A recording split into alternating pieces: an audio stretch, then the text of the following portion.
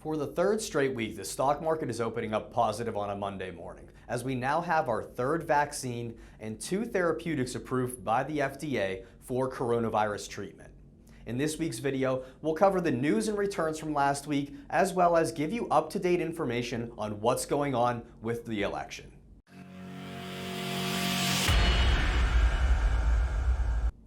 As we're shooting this video on Monday morning, the S&P 500 is trying to recover from its losses last week, as it was down about 0.75%. The Dow Jones was down about the same amount, and the Dow's now up about 2.5% for the year, while the S&P 500 is still up 10.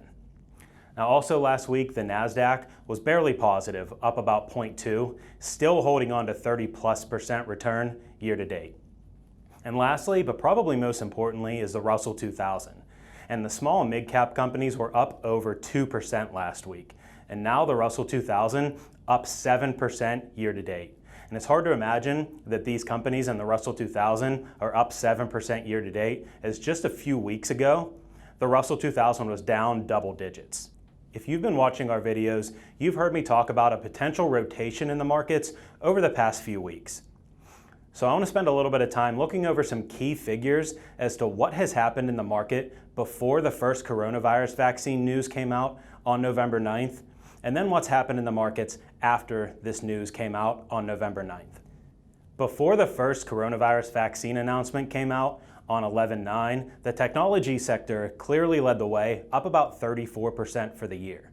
Now, over the past 2 weeks since this announcement, the technology sector and the NASDAQ has basically been flat, down just about 1%.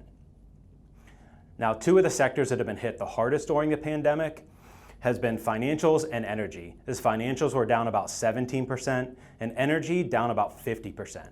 But just over the past 2 weeks, we've seen financials up about 10% and the energy sector up a whopping 22%. Also, US small caps, before the 11/9 first coronavirus vaccine announcement, was basically flat for the year. But over these past 2 weeks since 11/9, we've seen the small caps and the companies that are inside the Russell 2000 up about 8%. So what exactly does all this data mean? If you watched our video last week, I talked about record inflows into the markets. And it looks like what we're seeing is money from the sidelines being put into the market in the lagging sectors this year, such as the financials, energies, and the US small and mid-cap companies. Now, the good thing is we're not seeing money come out of the technology sector, as it's only down about 1%.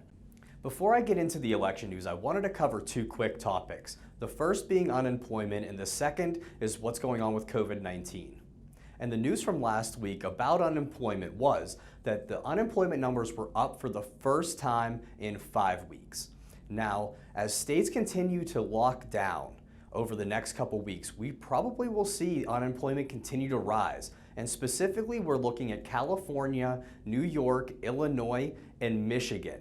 And it's not hard to see that people in the service industry and also anybody that works in an indoor space like a gym would be going to file for unemployment benefits as those states continue to lock down.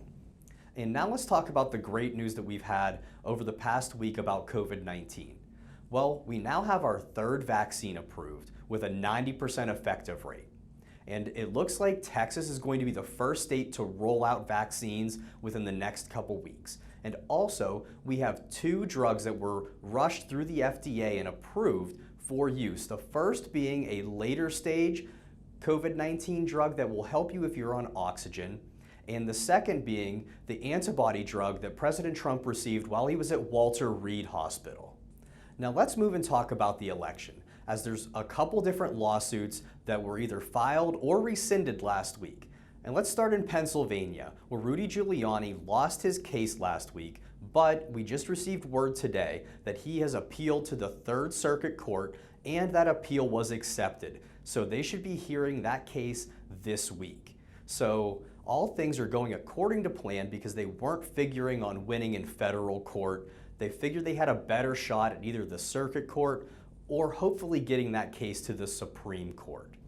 Now let's move on to Michigan, where the Trump team actually withdrew their lawsuit last week, as Wayne County, which is the home of Detroit, actually voted to not certify the election results. So it looks like we're going to be getting an audit of the Michigan vote. Now let's go over to Wisconsin. And in Wisconsin, President Trump was outside the margin of error for election results, so there was no automatic recount.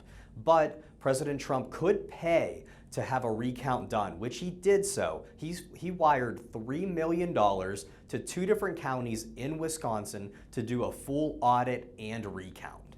Now let's talk about the week ahead. President Trump's team is already asking for another recount, verifying signatures in Georgia, and it looks like they're ready to file a lawsuit in the state of Arizona. And don't forget, this is the week that Sidney Powell said that she was going to file a federal lawsuit against Dominion, the company that provided the voting machines in multiple states. So it looks like Thanksgiving week is going to be an extremely busy week for the courts. I hope everybody has a safe and enjoyable Thanksgiving. And remember, the markets are closed on Thursday. Thanks for watching, and make sure you subscribe to our YouTube channel and follow us on Facebook.